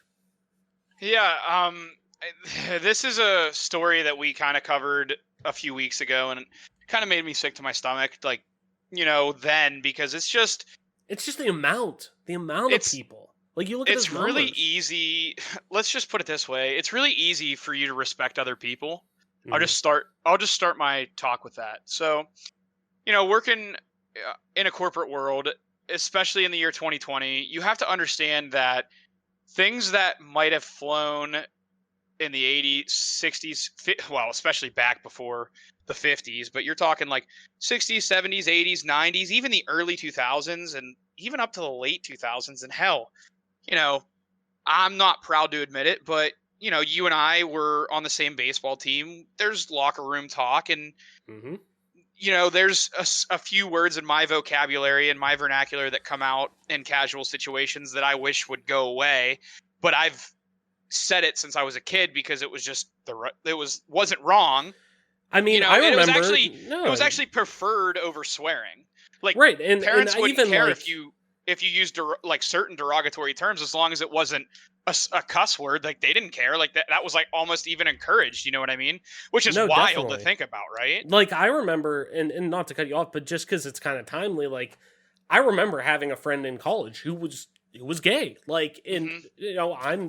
I'm not, you know, I don't have an issue with homosexuality. I believe in gay marriage. I believe in, gay rights and everything like that. I'm, proud to say that. But, it's, I remember in college, like, having that friend who was gay and, like, me saying something like, oh, that's gay. Like, and them being like, Yeah. whoa, whoa. Like, oh, come on, man. Like, and me being like, oh, man, I didn't mean it like that. I'm sorry. And they're like, well, let's talk about it. And let's, this is how I feel about this. And we're talking about this, like, 2011 that we're in college, like, starting college or whatever. Like, and people just say that it's a generational thing, like that we grew up around that, and we grew up in rural areas, we grew up in areas that aren't necessarily the most diverse in the world, but that's where it's the whole thing of, like, as over those past 10 years since I've had that conversation of, like, okay, this is how I feel about it. This is how, why that hurts saying that. Like, I get what you're saying, but there's a better way to say it. Like, you know, and me going, you know what, you're right. And then you start to think about it. And the whole thing is just growth. Like, you grow over life just helps you with these growing things naturally that you find out, like, okay, I'm going to remember not to do that next time. I'm going to remember that could probably affect somebody. Like, and on the way of, like, oh, you're an idiot type of thing. Like, okay, you blow that off, whatever. But, like, somebody who's attacking you for being you type of thing, where it's like Hmm. some of those terms that it's like, okay, and it only comes from, when you don't realize, like, oh, you're not meaning anything by it, but then you say it and it happens and you realize, shit, I'm not used to that where I'm from or whatever. But you learn that the world's bigger than just you, and the world's bigger than Yeah. everyone. Yeah, like, you just it, and the whole part is it's okay to make those mistakes.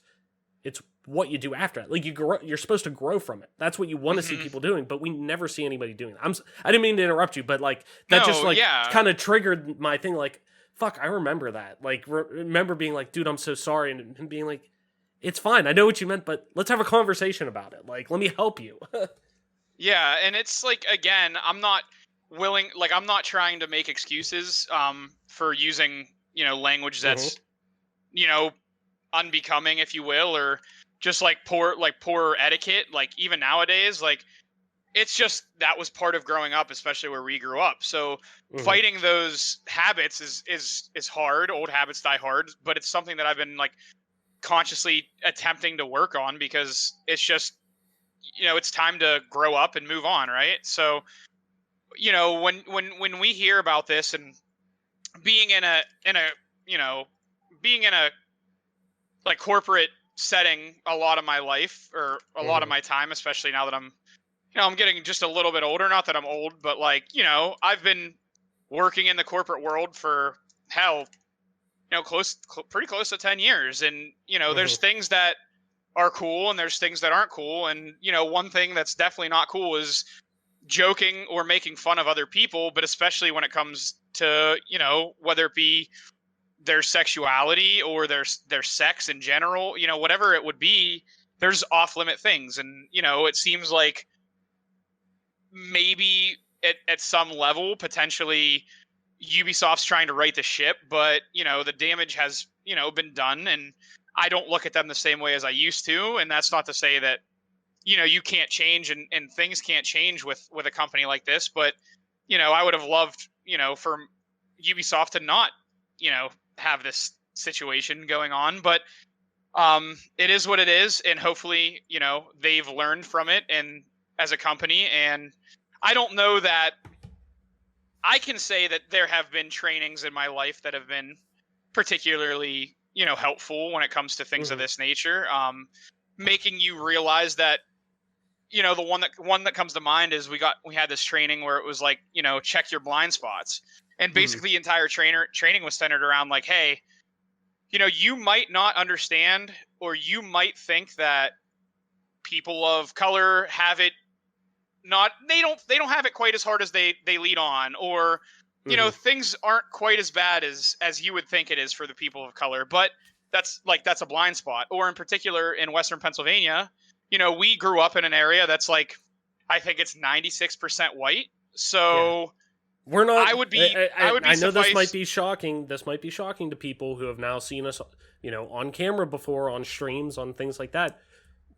We're not people of color. Shocker, yeah. I know. So, unfortunately, we're not going to know what it's like to be a person of color. So, we're not going to, expect to, oh, well, of course I know what it's like to be. I would not, you know what I mean? Like, that, like you're saying, those blind spots. Like, you wouldn't assume to know what a person of color is going through.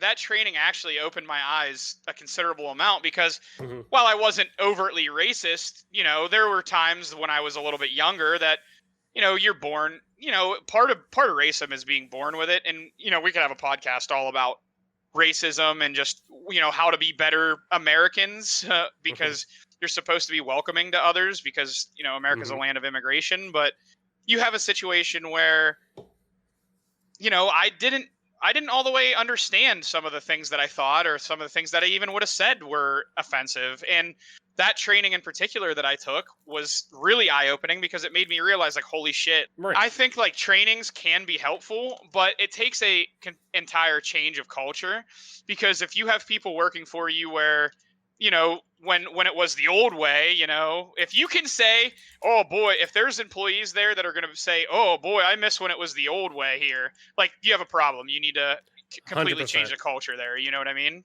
Right. So I think that's what Ubisoft's trying to do, is ultimately change their culture, but it's going to take a long time. And I think it should take people a little bit of time to forgive them.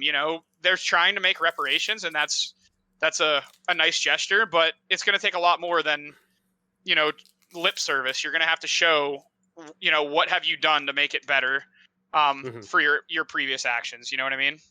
No, 100%. And, and change doesn't happen overnight. I mean, like, on a grand scale like that, when we're talking about one of the biggest, and not just video game, but tech companies in the world, in Ubisoft, who has thousands and thousands and thousands of employees all over the or all over the world, that, like, when you're dealing with multiple different cultures to begin with, changing the actual workplace culture overnight is not going to happen. It's going to take, trial and error, and it's going to take, learning. But, at some point, I do agree that there should be a little bit more swift action, that it's like, you have somebody who is a repeat offender, who, and after trainings and things like that, they're clearly not getting the message. Okay, well, then some disciplinary action needs to come from that, or, lose your job. Like, don't know what to tell you. Like, but, because there should be no place for racism. There shouldn't be anything like that. And you touch on a good, you pull in a good thread with that. Like, the place that we're from, being Western Pennsylvania is a very, and granted, in general, I think Pennsylvania is, correct me if I'm wrong, a blue state traditionally. I mean, overall, for the most part. Now, granted, our area is very much a red area. As of right now, Pennsylvania, for all intents and purposes, as big of a deal as the politicians make it. It's 100% the real deal. Like, Pennsylvania is 100% a swing state, because there are times when Republican candidates are going to win, and there's times where Democratic candidates win. You know what I mean? But as of right now, Western Pennsylvania, for some reason, is, well, I think it's a combination of a lot of things, but I think Western Pennsylvania in particular is infatuated with this idea of bringing like coal back and industry back. And Yeah. I got news for people in Western Pennsylvania. That's just not going to happen. And again, Right. I would love to talk about politics, and maybe one day we will have a politics podcast, but then again, I don't think people really care all that much what I have to say about it, and that's okay too. But to be fair, though, I would love to have an actual, like, I would love to dedicate an episode, or even if it isn't on this, if we ever, like, have a, side project, pop up where we could dedicate an episode that is politics and gaming, because I hate the idea of people who are like, keep my politics out of gaming and blah, blah, blah, or keep my games the way they are. I don't want any politics and blah, blah, blah. Whenever, like, there are so many fucking games that just center around politics. The things you love about games are political. Like, no shit. Like, I'm sorry that there's people are actually drawing inspirations from the real fucking world shit around them. Like, oh god, like, playing Life is Strange. There's two kids who are, of Latinx descent. Like, they deal with racist people. And people are like, oh, that's a little too on the head. Well, that's because racism is a little too fucking on the head right now. Like, right? It's not that fucking difficult. Like, it's like, maybe if it wasn't as big of a deal, maybe you wouldn't have to, digest it. But right, exactly. But what I'm saying is, like, what I'm trying to say is, you pull on the, the important part of it, and that's the blind spots that, and for so long, the games industry was this boys' club. It was a predominantly male industry, and it still is, I believe, predominantly male, but we're seeing a vast inflush of female developers come in, and female, workers who are coming into the publishing end and things like that, who are getting into this industry, that these conversations need to happen more and more, because, shocker, women are people too. Like, people of color are people too. Like, more people are coming into this industry out of just straight white males, and we need to have a conversation about that, and people need to understand that shit ain't changing anytime soon. So if you're going to be kind of a racist twat, get the fuck out of the way. Like, we're moving on. There needs to be change. And the biggest thing is just talking. Like, and that's what, back on our first episode that we had, after, it was the episode during the week of the George Floyd incident, that I brought up, I said, the one thing that I want people to do, at least in my perspective, and you kind of reiterated it a lot within your blind spot portion of your talk, is listen. Don't talk, listen. Like, that's the one thing I implore people is, people are saying these things, and you may at first glance think, wow, that's crazy. I don't believe that. That can't be happening. And then start making this false pretense of what you believe and whatnot. I implore people, what people are saying, people of color, people who are within the LGBTQ community, like, just shut the fuck up and listen to them. Just listen to them. Like, that's all I'm asking. If you listen to what people are saying and listen to their experiences, because if you're a white dude who's lived in suburbia America for all their life and now works a 9-to-5 job in middle-class America with 401k and shit, you probably don't know what... I'm going to tell you this. You definitely don't know what it's like to be a black man in America, be a black woman, to be somebody who's gay in America. Like, you don't, so don't expect it. What you can do to understand these, experiences that people have had is just shut the fuck up and listen. Like, don't move your mouth, open your ears, just listen.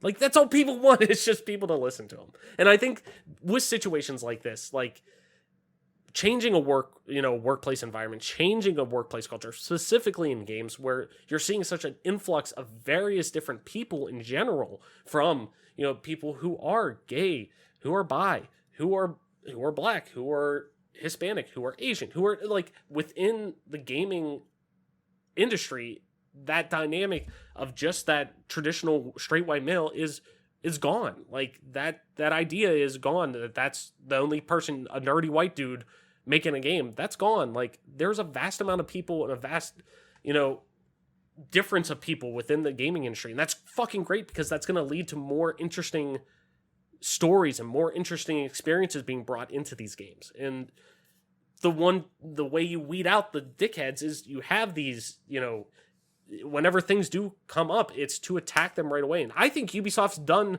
a decent job. Sure, they could have done better with their Ubisoft forwards in terms of saying, instead of, like, talking about this stuff on the actual show right off the bat, like, I can kind of understand, like, hey, we didn't want to bring it up because we wanted the developers to shine and their hard work for what they did. We'll address it, via our own platform, and we'll talk to you about it right there. But we want our show to, focus on developers. Well, I personally thought they probably should have just said, ate crow on it and said, you know what, right off the bat on their show, hey, we fucked up. This is what we're doing to change it. Now, let's show you the developers, that we believe in and that we want to see greatness from with their titles, but we wanted to be transparent with you. And since then, though, I feel like they have been doing a lot. I mean, this is, as somebody who works in an industry that was predominantly male and still is pretty, predominantly male, but is very rapidly changing, and more women are coming to work in sports in general, that, I've seen these type of things before in terms of, like,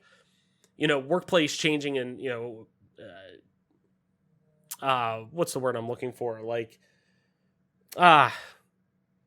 meetings and things like that, like trainings, that's what it is.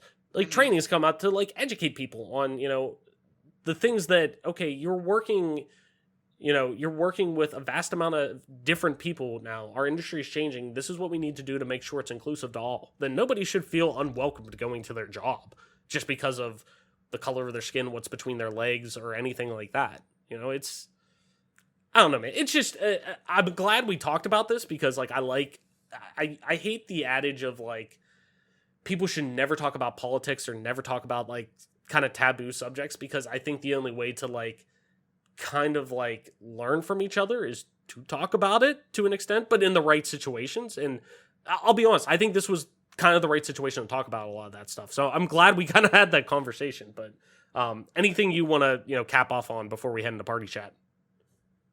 That's I feel like we had a very healthy conversation about it, and I feel like we kind of both have gotten our points across, at least that we wanted to get across. And I know I can at least say that with a fair certainty that, this is the kind of stuff that needs to be talked about. And it might be difficult for some to talk about, but it's absolutely necessary, and it's what needs to be talked about around this point. Is the time when you hear these stories from these big companies with just basically, it sounds predominantly misogynist. Now, I'm not saying that, there wasn't racism involved too, because once you're caught doing one thing, you're going to be hard pressed to convince me that something else like that wouldn't be happening. But yeah, I mean, it needed to be talked about, and I'm really glad we did, because I think it is really important, especially in today's day and age. 100%. Totally agree. So, that being said, Mike, let's head into party chat for this week. If you're new to the show, party chat is where we propose one question at the end of each week at each show that we want to discuss. Could be as simple as, what's your favorite story beat in the game? What have you been playing during quarantine? Or could be a little more in depth, kind of like the stuff we just talked about, or even like why the negative stigma around gaming still exists, things like that. And after answering the question ourselves, we'll kick it over to you, the audience, to tweet your responses or even email us over on our Twitter at GPGC Podcast. Some of your responses, and we'll read them the following week. So, last week's question we asked, which would you rather have in your Xbox Series X? A smaller space, but faster load times via an SSD, or extra space such as 2 to 5 terabytes, but slower load times via a traditional SSD or HDD hard disk drive? And Kevin Q wrote into us via our email saying, load times don't really affect me as much as it does for some, but even playing on my PC, as long as my OS is installed on my SSD for a fast boot, I'm fine. So give me games from an HDD, but, and he said in parentheses, that may change after this generation. So fair. He's at least keeping an open mind whenever it comes to that stuff. I agree. Me personally, I think we both said we'll take the SSD any day over the week. But at the same time, I can get that, because a lot of people, don't have the best internet speeds and don't want to keep installing and uninstalling things 24/7 just to, so they boot up a little bit faster. They'd rather be able to just play all the games on their hard drive. So I get it. So this week's question, Mike, what's the first experience from each generation of Xbox console that you have had that gave you that, wow, like the wow factor. Like, this is a next gen game. This is the first experience you got. To be fair, I stole this from Unlocked, IGN's Xbox podcast I was listening to yesterday. I really liked the question. I was just like trying to figure out what should party chat be, and because I got thinking about that question myself, like in the car and whatnot, like when I was listening to it on the way to work, that I was like, you know what, fucking, I'm stealing it. I don't care. I want to ask that question. So, Mike, what for each console generation? We're talking original Xbox 360, and then right now Xbox One. You know, what's the first experience you had from each of those generations that gave you that wow, like this is a next gen game that I'm playing. This is what the next generation of gaming is going to look like, and that could be graphically, that could be gameplay, you know, whatever. I think for me, going through each generation, we'll start at the beginning. I mean, obviously, I was lucky enough to have an older brother who brought home Halo. So obviously, the first Halo is going to be the one for me. Being able to shoot and move with 2 separate sticks was like mind blowing. You're like, holy shit! I don't have to like hold in a button to aim my gun. What is this? Like, what is this wizardry? Are you a wizard? Literally, Halo 1 was the first one for me.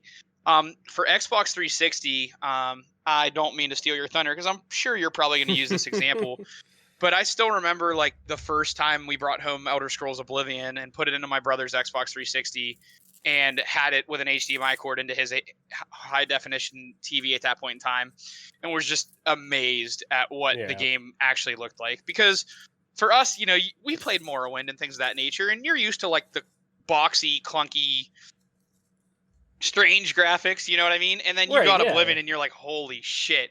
So this is what I have in store for me. And then doubling down on that, I think like the entire Gears of War franchise is worth noting too, as an honorable mention, because I think it is like one of those games that like pretty much everyone that had an Xbox 360 loved that game. Whether you like the multiplayer or not, the campaign was just like second to none, like one of the best multiplayers of all time. And obviously is just incredible. So, from there, I would go on to Xbox One. And for me, an Xbox One game that kind of, you know, the Xbox One game that really struck me, because I never got a Series X. Oh, sorry. An Xbox One X. Yeah. Holy shit. An Xbox One X. That is not your fault. That is the world we live in right now with 10 different Xboxes. It's 2020. So, for me, like the Xbox One game that did it for me was Rise: Son of Rome. I still remember playing that for the first time with you and just being like, holy shit, like this game's, you know, pretty sick. Like, honestly, really enjoying it. So, those would be my 3. I'm curious to hear what yours are. We might have some overlap, and sorry about that to the gamers out there, but I had an Xbox before. I was the first kid in the neighborhood to have Xbox. You were? Jake had Xbox Live before me, but I wasn't long after him. I was like the first other kid to have Xbox Live. And then, you know, I was the first one to have a 360, and I wasn't the first one to have a Series or Xbox One, but I did have a Dreamcast, and no one else had that. So growing up, I got lucky, and I was the kid. I wasn't rich. I was actually pretty fucking poor, but my parents always somehow sacrificed and got me and my brother like the latest video games. So I had a Dreamcast when no one else did, and things of that nature. So I was really lucky. Yeah, we'll definitely have some overlap. That's for sure. Fun fact about Rise: Son of Rome. Bought that on Steam like 2 months ago. It randomly was on sale for like $2. I was like, yeah, fuck it, I'll buy it. Because I want to see how that looks with like actual not locked 30 frames and, you know, on an actual nice like monitor and shit like that. So, anyways though, original Xbox. The first time that I was really blown away, like Halo is an obvious answer. I mean, that's the safe answer with a lot of people, and for good reason to an extent, absolutely. But the first time I was really blown away, I feel like was playing Morrowind at my cousin's house, like right after it launched. Like I remember going to his house. He had an Xbox, and I remember playing it there. He wasn't home yet or something like that. We went over for a family thing and he wasn't home yet. And my aunt was like, oh, go up and play. He has his video games upstairs, and he had an Xbox. And I saw Morrowind sitting there. And I'd kind of heard about like the Elder Scrolls and stuff like that. And I'm a kid at this point. I'm like fucking like 8 or 9 or whatever. So, but I'm like, I gotta try it. And loving Zelda, loving art, like that aesthetic of, high fantasy to a degree. I mean, it wasn't as high fantasy as Oblivion or whatnot, but fantasy in general, fantasy RPG. Like, I love Zelda. I love those type of experiences. So being able to play that game and realizing, holy fuck, I can just go anywhere. Like, I can kill anybody. I can do whatever. Like, I could be a bad guy if I want. I can do whatever. I can get a bounty. Like, I can literally go anywhere, complete all these quests. But if not, I don't have to do that. I can just dick around. I can go and, like, steal off of people if I want.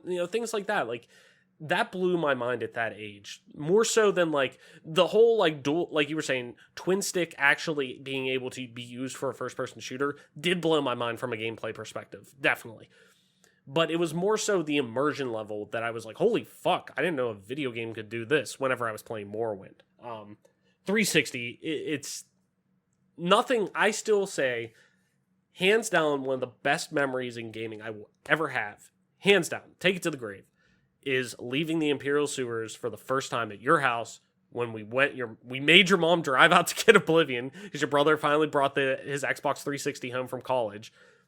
Drive out to get Oblivion, bring it back, and that first time we got out of the Imperial Sewer while we were playing with an HD TV. After having to drive back because I tipped the Xbox over. Right, and the disc wouldn't read. Ring the shit out of the disc because the laser would jam it. Yeah. Yeah, so we had to run back and get that, and she was cool enough to do that. Your mom was always the goat with that. She was like, all right, come on. So, but yeah, actually coming out of the Imperial Sewer and us just being like, holy fuck. Like, just the colors popping. The fact that was the first game that you literally was touted around, hey, you see that mountain over there in the distance? You can go there. You can go and just climb there if you want. You could do it right now if you want. Like, so having that ability to go and do things like that we were able to do in Morrowind, but just on steroids and at such a higher fidelity in terms of everything involved, the voice acting, everything like that. But that first time coming out of the Imperial Sewer is something I'll take to the grave, and one of those reasons of, like, this is why I love video games. This is why I'm passionate about gaming. These type of experiences that I got to have that were impactful for me that I'm going to carry with for the rest of my life, that makes me want to create content, makes me want to work on games, makes me want to make a game, makes me want to do things like that. That easily, hands down.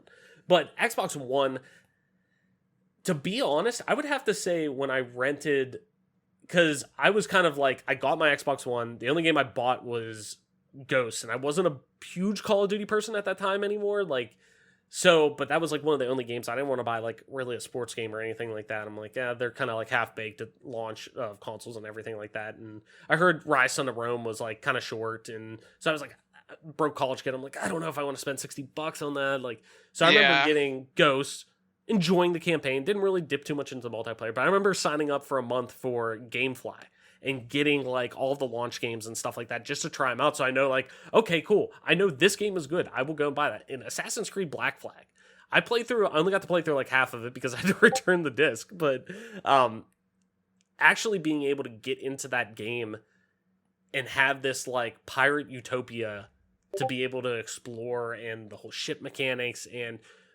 all of this you were able to actually do that was kind of like shown in cutscenes and CGI and things like that, in previous entries and previous games, and not just Assassin's Creed, but in general, that you were able to actually get into and, like, experience it was really special. That I was like, the start of this generation's kind of rocky, and I'm talking about video games in general at that point, both PlayStation and Xbox. They didn't really have a ton at launch on either side, but, okay, it's a little rocky, but we have there's developers and the technology at hand. They're going to have the ability to do some really cool things. Like, and I stand by it. We're in a new and me personally, I think we're in a new golden age of gaming right now. So, and that's because of the tech that was kind of first started to be touted at that point in time. So, Mike, I think that's going to do it for our episode this week. Why don't you tell people where they can find you, talk about all the things we talked about, all the important topics we talked about, and, about race and listening and learning from others and just being a fucking good human being, but also all the cool video game shit we talked about as well. Where can people find you on the interwebs to do so? Yeah, you can find me on Twitter at TOYSXLDIER. That's Toy Soldier, but the second O is an X. And you can find me on Twitch at MP_Toy Soldier. Yeah, I have some time off from school for the first time. Well, not really. I had a bunch of shit done. Like this week must have been like what professors picked as like midterm week or whatever. Because I swear all of them got together and was like, let's make these kids' lives a living hell. And they were Yeah. all like, yep, let's get it done. So luckily I'm done. I think my game plan is to stream, well, like tonight potentially, but obviously this show will be a day old. And then Friday night after the show releases. So I don't know what I'm getting into yet. I've been enjoying some Rogue Company. Word on the street is I might be speedrunning some Ninja Gaiden Black again, but see what happens. This guy. This fucking guy. As always, I am your host, Travis White, aka Travis, on most internet platforms, including at Travis _ on Twitter. That's TRAVLESS _. You could also you could also find me streaming time to time over on twitch.tv/Travis _ That's same as Twitter. And if you want to play some video games with me, you could do so over on just regular Travis on Xbox Live. That's TRAVLESS no _. One day we'll get it all under one thing. I promise. And one day, I still, the offer is still on the table for that dude on Twitter. The Twitter one's the one I really want. Just because it'd be so easy to just be like, at Travelus. Like, that's it. Yeah. Exactly how you think. That there's one dude who hasn't tweeted since 2013 that I just want that at. Like, I there's a $20 thing on the table saying, like, dude, I'll give you $20. Like, just, you don't have to do anything. Has he even looked at the DM? To be honest, I haven't sent it. I need to send it. Just send it. Be like, dude, $20. Let's see. Like Gears of War Pro asked me for mine, and I just basically told him to go pound rock. Like, I told him to go pound salt, basically. I was like, yeah, no. Not giving it to you, dude. Sorry. Here we go. Travis Stewart. I'm sorry. Travis Stewart. Seward. If I can even fucking say his name right. Over in Greenville, South Carolina. He's the one who has it. He hasn't tweeted since 2013. So, hey, man, if you're listening to this show. Yeah. One, I really like your, username. I'd really like it. His DMs are open. I might slide in there. Watch him, actually be a listener somehow. Sup, man? Our small community's just like, sup, man? Heard you wanted to pay me $100 for this. Exactly. Well, I don't know about that, but yeah, let's pump the brakes. Daddy's got to pay some student loans eventually. Anyways, man.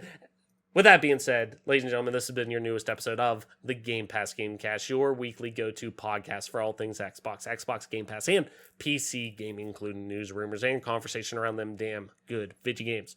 You can catch new episodes of the show when they drop each and every Friday morning on YouTube, Apple Podcasts, Google Podcasts, Spotify, SoundCloud, and all of their major podcast services. So be sure to subscribe to us, rate us, review us, all that jazz wherever you get a podcast at, and follow us on Twitter at GPGC Podcast. Stay up to date with everything regarding the show, video games like, and our dope giveaways.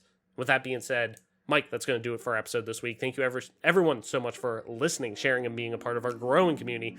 Game on, wash your hands, listen to the doctors of Black Lives Matter, and we will see you next week.